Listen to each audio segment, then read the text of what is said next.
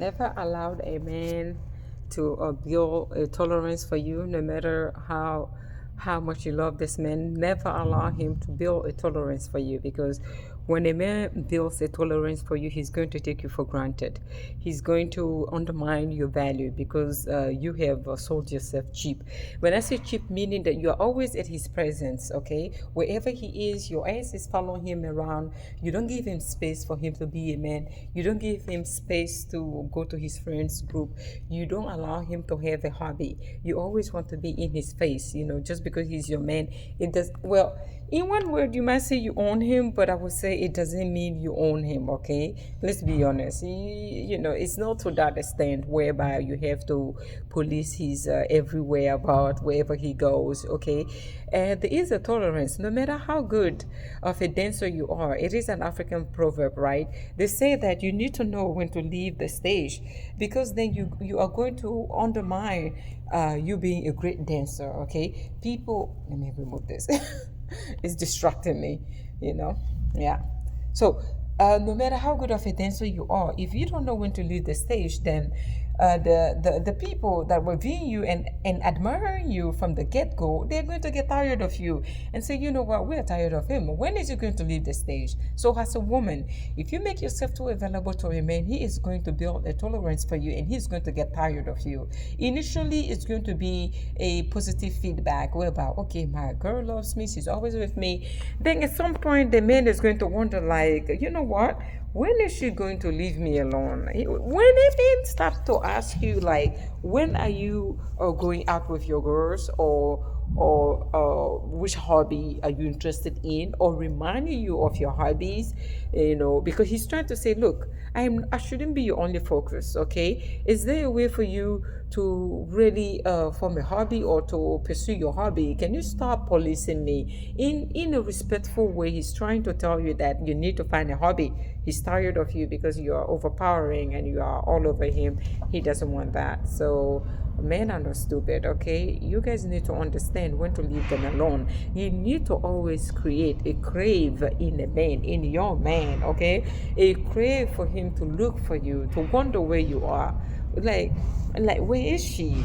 Let him be angry the fact that you are at the gym for too long, or maybe you went swimming for too long, or you went golfing for too long, pickleball, whatever your hobby is.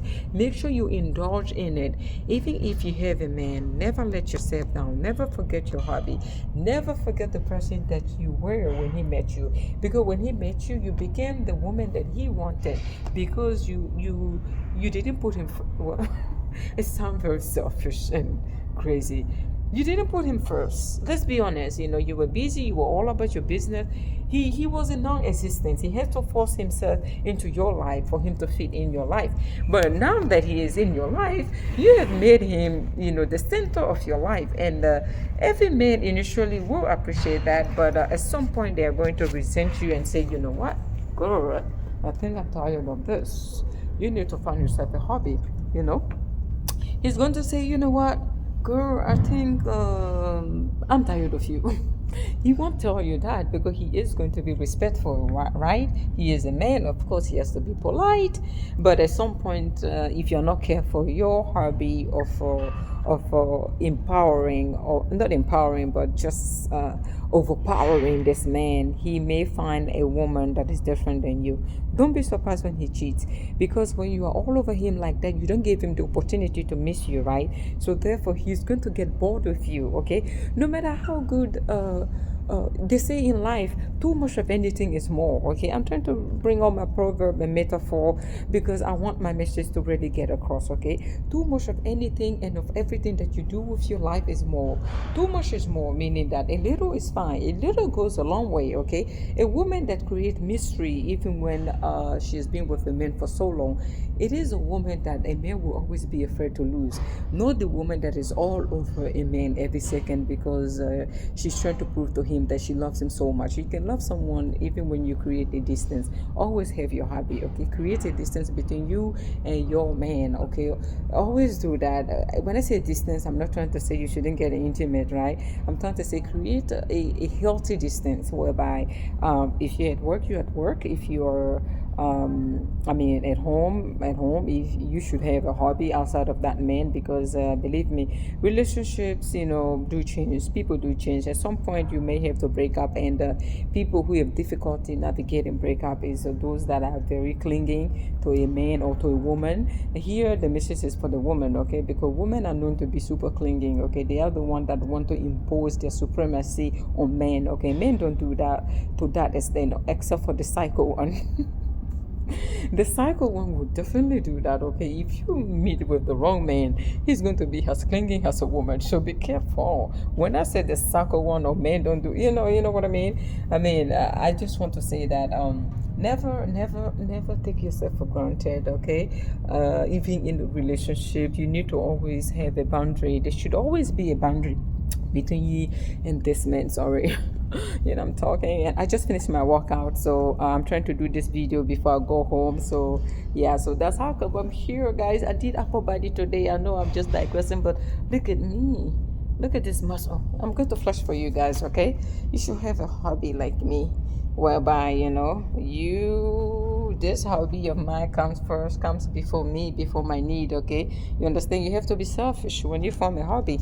Make sure that you value it to a point where if there's any man born of a woman that comes in your life, he needs to know that this one comes before her life. So therefore, I'm going to come second to her hobby, okay? You need to have a healthy hobby whereby any man that enters your life have to prioritize that hobby. He's going to respect you, the fact that you have a hobby, unless he is a selfish, a selfish MF, you know what I mean? A selfish MF, then he's going to not appreciate your hobby. If you have someone in your life who doesn't appreciate your hobby, then therefore maybe you need to look into finding someone else, or you need to look into finding someone who aligns with your belief, because an influence of a negative person in your life can definitely influence you negatively and can change your mind negatively. So make sure that your partner that you have in your life is supportive of your hobby, even if it's not supportive, but at least of your goals, okay? You guys have to align somewhere. If you constantly bring people in your life that do not support you or that are negatively impacting you, then it's going to affect your thought process, okay?